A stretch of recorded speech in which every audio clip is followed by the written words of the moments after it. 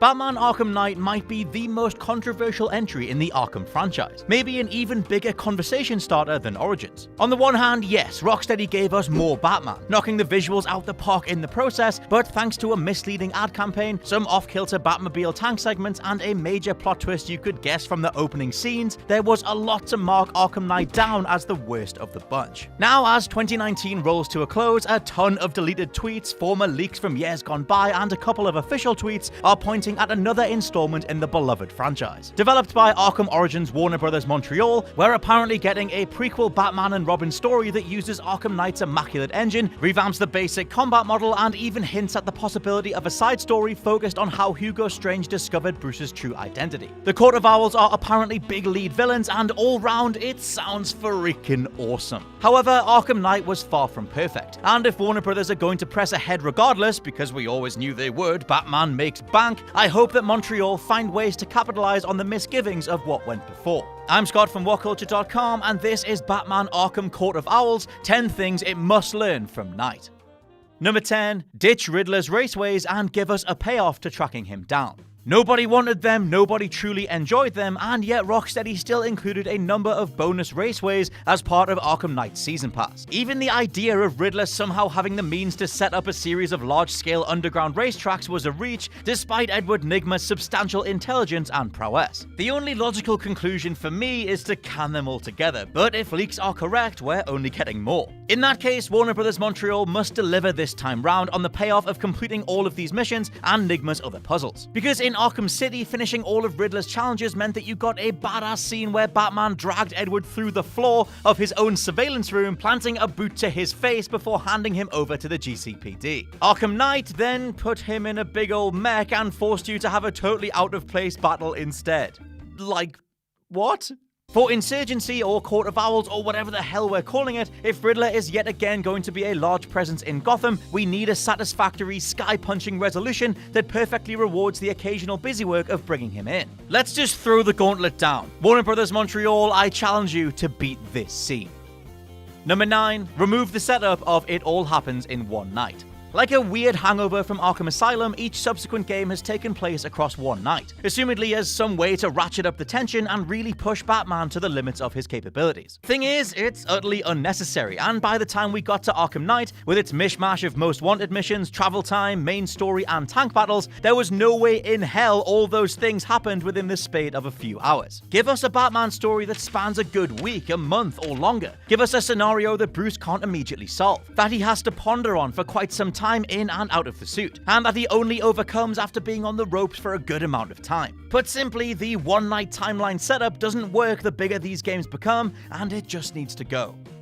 Number 8, expand on the most wanted missions. The easiest way to dip into the biggest list of Batman's villains in the quickest amount of time is through the most wanted missions. Small, focused introductions and executions on everyone from Two-Face to Professor Pig. Arkham Knight's only issue was each one only took around 10 to 15 minutes to get through. Two-Face's in particular were just 3 stealthy Predator missions, Hush's was a barely interactive cutscene style fake-out, and even Mr. Freeze's DLC was a glorified fetch quest. Whilst the base idea of here are a bunch of villains loose in Gotham is serviceable, they have next to no staying power or memorability if they're just played off as an annoyance, or something that you're checking off a list. To that end, trim the villain pool and create way more memorable missions that get away from the notion of just rounding up what could be a formidable challenge. Arkham Knight implied that all the rogues gallery were working together, but we never really got a sense of that other than Scarecrow and Arkham Knight himself. Instead, it was a case of taking care of business, like swatting a whole bunch of mostly identifiable flies.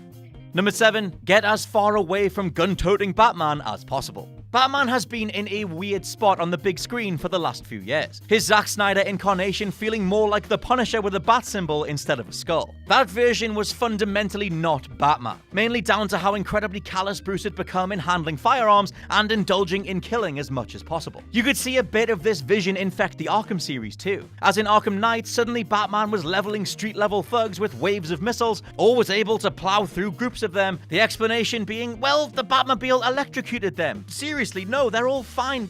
Look.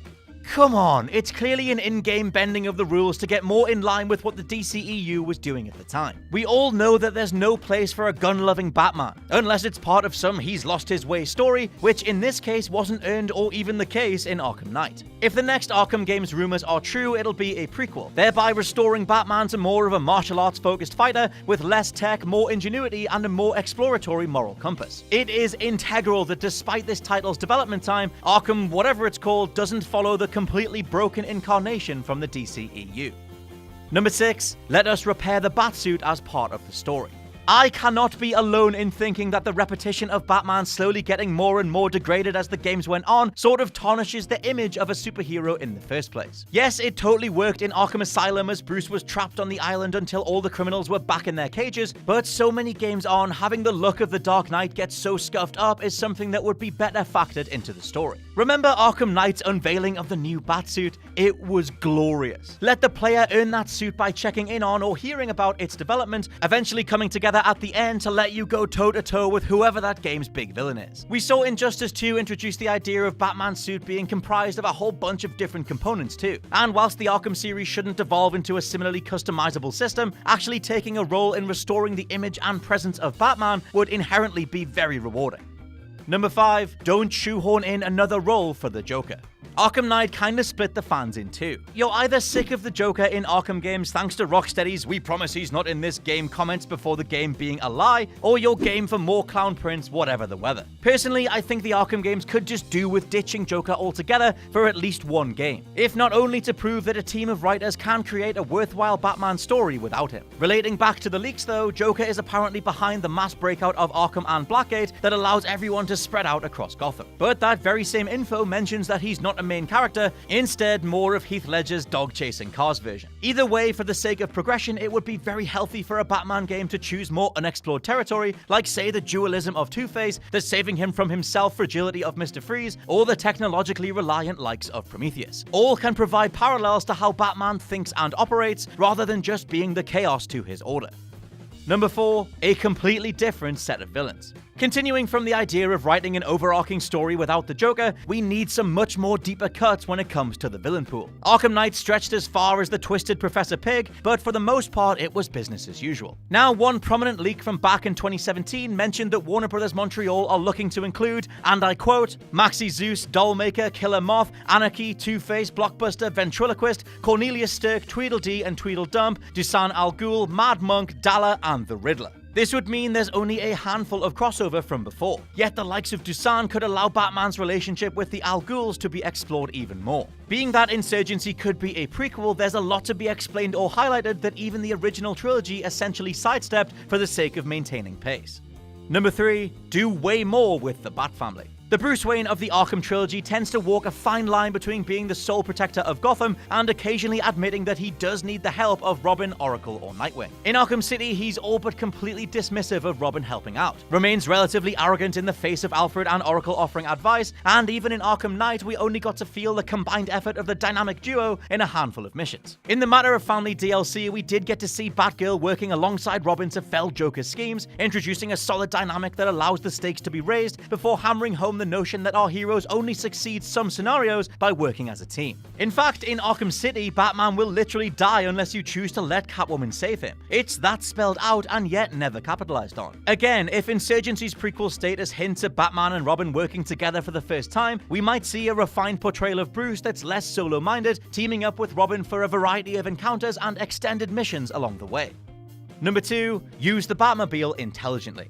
In the Arkham sequels, the Batmobile is largely pointless, especially when you have access to a one-button grapple mechanic that slingshots you across Gotham at a moment's notice. Obviously, if this game is a prequel, the assumption is that Bruce hasn't developed the necessary tech to even make his grappling hook, hence the possibility of a Batmobile being the main source of getting around. In Arkham Knight, the Batmobile's main uses were underground raceways, ramming perps off the road, or engaging in protracted tank battles, none of which had been a large part of the character in any other incarnation. For the most part, Batman uses his Batmobile to get to a given place before doing the rest of his work on foot. And if we're going to see a return of any vehicle, it should be used as a way to get from place to place in the most entertaining way possible. Essentially, we want a vehicle that we can rely on as much as the grappling hook. From city to night, no Arkham game has really justified why it had to be an open world either, other than just being another selling point. Arkham Knight came closest thanks to its Batmobile integration, but even that could be sidestepped if you preferred the grappling hook. Going forward, let's see an Arkham game actually make its open world a key component of gameplay, not just something to slap on the back of a box.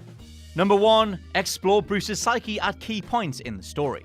Following on from this lack of teamwork, which admittedly is more of a new age thing thanks to how Scott Snyder has written the comics, is the lack of exploration into Batman as an entity and Bruce as the man behind the mask. Telltale's Batman games actually dove into this material with supreme confidence, presenting both the weight of living the double life with the freeing nature of donning the cape and cowl to get some answers. Whilst it shouldn't take up the majority of the game, actually having Bruce analyze a given situation and his own motivations based on the events of the story would be a welcome change from having the support crew tell him what to do next. Yes, he does propel the narrative at key points, but we actually know next to nothing about this version of Bruce. And in Arkham Knight, when he started intoning about retirement and potentially killing himself towards the end of the story, none of the necessary character work had been done beforehand for those ideas to resonate. This is the age of aging video game characters. Kratos, Nathan Drake, Marcus Phoenix, all are coming face to face with what went before. And with Bruce always being just as important as Batman, it's high time we had a mature AAA game recognize that.